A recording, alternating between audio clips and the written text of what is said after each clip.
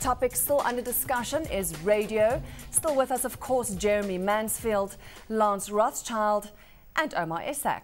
Now, gentlemen, before the break, we spoke about personalities and what listeners want to hear. Let's talk about the future of radio. So how do you stay relevant in this current age, Omar, as a radio station? I think the way you always have, by being alert to what the audience, and a nice word for the audience is also customer, wants. Because the more you start to think of them as the people that make your livelihood possible, the more you're attentive to what they're asking for. Jeremy spoke about it earlier, Lance has spoken about it. Ultimately, if you're giving them what they want, they're going to keep coming back. And I think we must stop getting hung up about the device.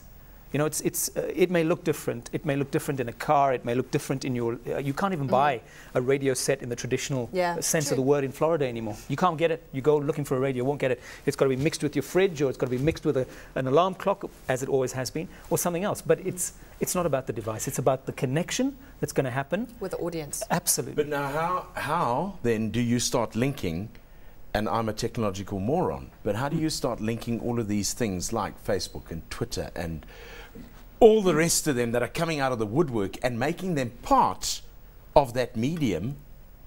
So basically you say integrate. I think you're sort of trying to bulk up something into an audience. How do you keep on top of that? Well, I think firstly you're not trying to bulk up. You're just adding to the experience. You're making it more experiential for the customer, to borrow the phrase. You're making it much more involving, much more encompassing, much more engaging for the customer. And the wonderful thing about the new technology is that it allows us to delve a lot more into our customer. We get a lot more feedback, a lot less formally. You know, we used to pay a lot of money for qualitative research. Nowadays, a couple of tweaking of, a couple of tools that are out there, the mobile phone technology, mobile media, you can have feedback on something that you did 5 minutes ago. You can have qualitative and quantitative research, which you can then take out to your advertising market. That's the beauty of all this modern technology. And everyone says, yeah, but modern technology is going to trump radio. Never, because it's not strong enough on its own to beat radio. Working with radio, it adds to the value, to everyone's value, the listener plus the station. I think the mistaken assumption is that in all of this, there's a zero-sum game. That something is going to trump something else, it's going to disappear, it's going to become extinct. I don't think so. I think these are complementary. It's been proved. I mean, video killed the radio star, didn't. When the iPod came out, they all said that's the end of radio. Correct. It hasn't. So I think there will always be a space for radio.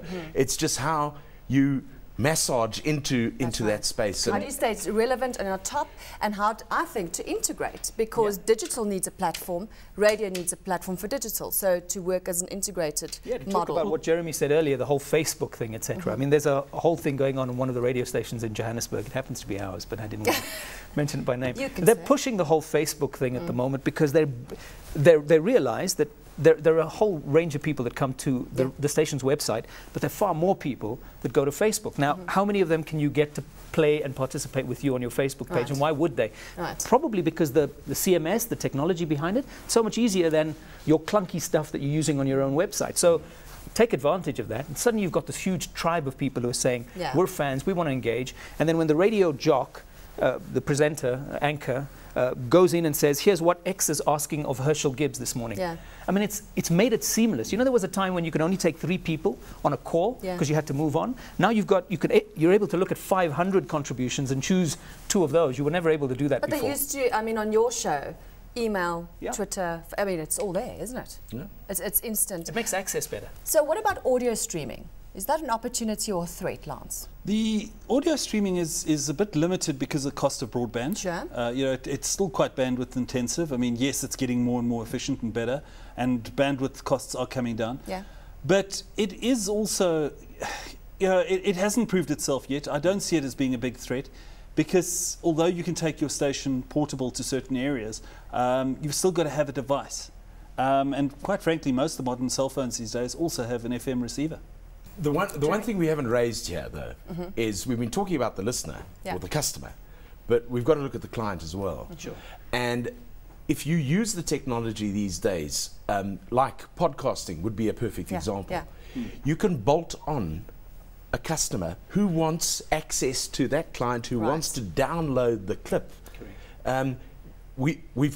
It's all about money. I mean, look, we have a huge amount of fun. But at the end of the day, if Omar arrives at his board and says, we haven't made any money, he'll be thrown out.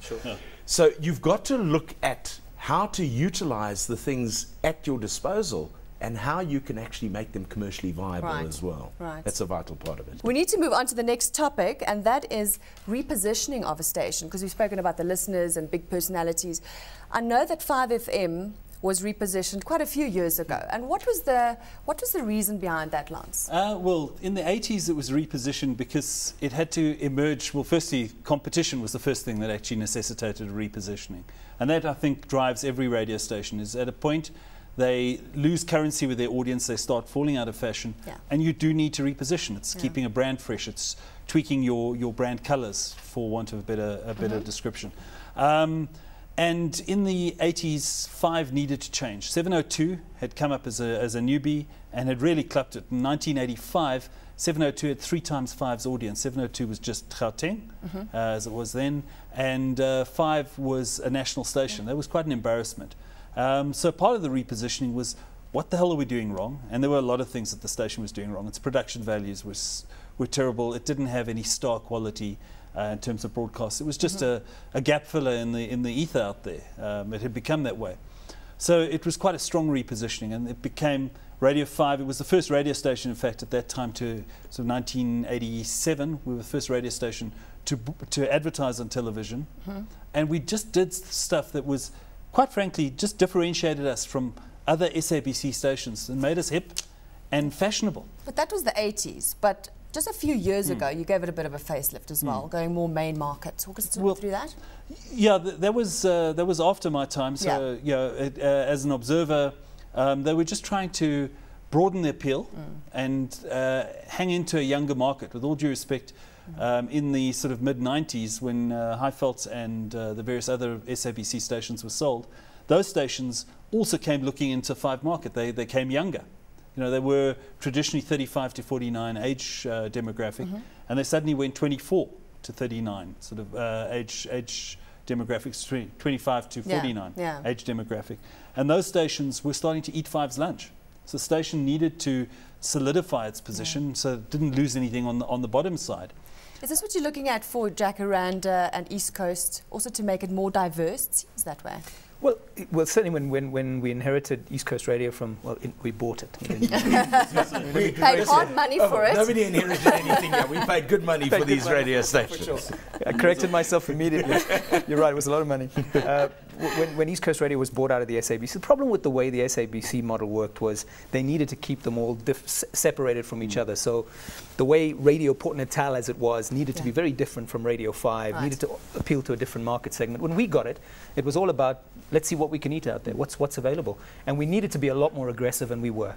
And that's really what happened. And essentially with something like an East Coast Radio, when you looked at the market space, there was a lot of opportunity to expand beyond what was essentially at that time only a white audience. Right. Your next option for us, as we did it, our blueprint was go after the Indians and then go after the African audience. And that's the phases that we did it. And we suddenly became a 1 million listener station. Now it's a almost 2 million listener station with a very decent representation of South African audiences. But you have to have the foresight to make those decisions, to say we need a facelift. But it was responsive also to conditions in the country.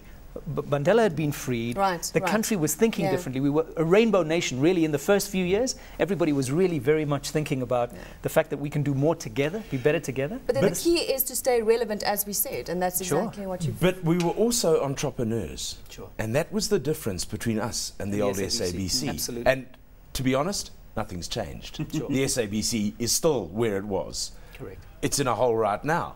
And we were the people going out saying, we need to make money. It was simple. The investors needed a return on their investment. Absolutely. We had to make money. It was run like a business. Yeah. That was the big difference. Previously, it wasn't. I mean, it survived on license fees. It didn't really have to make as much. Or it was the only game in town. Suddenly the landscape changed. But this brings me to the next question. Do we need more competition? Absolutely. Yes. Absolutely. It's always good. Lance? Absolutely. Look, I'm outspoken on this issue, but I think that ICASA has missed the boat completely in terms of the way they have issued licenses and they've evaluated licenses. And even the way they manage the frequency spectrum. They could be a lot better controlling of the frequency spectrum, use the resources a lot more appropriately. I mean, you take a city like New York, in an 18-mile radius, sorry, that's 30-kilometer radius, there are over 108 FM stations, FM stereo stations. Only the top probably 10 of those are profitable. There are community stations, various other stations within that mix. But there's all these radio stations. They're vying for audience. They're vying for money. It would negatively impact on certain stations because, well, possibly, because you know, a newcomer is going to have to introduce some great offers and also but that's why be more competition aggressive. is always good, right? Or it gets incumbents to raise their game. But that's become why it's lazy good. without competition. But you get new talent coming Absolutely. through. Yeah. Which is what you were talking about earlier, saying you just, where do you find the talent? Exactly. Yeah. But historically as well, the SABC could afford to be pretty lackadaisical in the past, in the 80s, because it didn't really matter. They didn't have anyone to compete with. The second 702 came around, and Capital Radio, with all due respect, as soon as they came onto the scene, people realized that there was actually better product out there, and they went to the better product. That was, at the end of the day, the listener doesn't invest. You don't have to spend a lot of money to listen to radio. You've got a radio set, you can listen to radio. It's not like consuming a tube of toothpaste. You're going to, yeah, you bought it, you may as well use it till the end, and then go back to your favorite brand. You can switch like that. Exactly. We're running out of time, but I really want last comments on, Jeremy, the future of radio. I think that it's going to become a lot more integrated, and has to be. Yeah. I think that the radio groupings that are going to be successful are going to be the ones who can combine all these new elements that are coming through, but also use the traditional elements. And that's where groups like Kagiso and Prime Media come through with flying colours, because we have access to other outdoor and we can integrate different aspects, and I think that's what you're going to have to do. You're going to have to be very, very sharp. You're going to have to think out of the box, and I can see us having some great Barneys coming up. I'm looking forward to it. Very quickly, Lance. No, I think the future for radio is still exceptionally bright because it's a chameleon medium. It can adapt, it can change rapidly. It doesn't need a lot of investment to change. I would like to see more stations on the horizon, and yeah, it's already covered that. And then again, I think that radio is also the medium that manages to incorporate other media and other technology. I think that we're just touching the tip of what we can do with mobile media, particularly cellular stuff. And then again, you know, I just see, as new technology gets developed, radio seems to incorporate it and just go further, fly higher. Omar, you agree?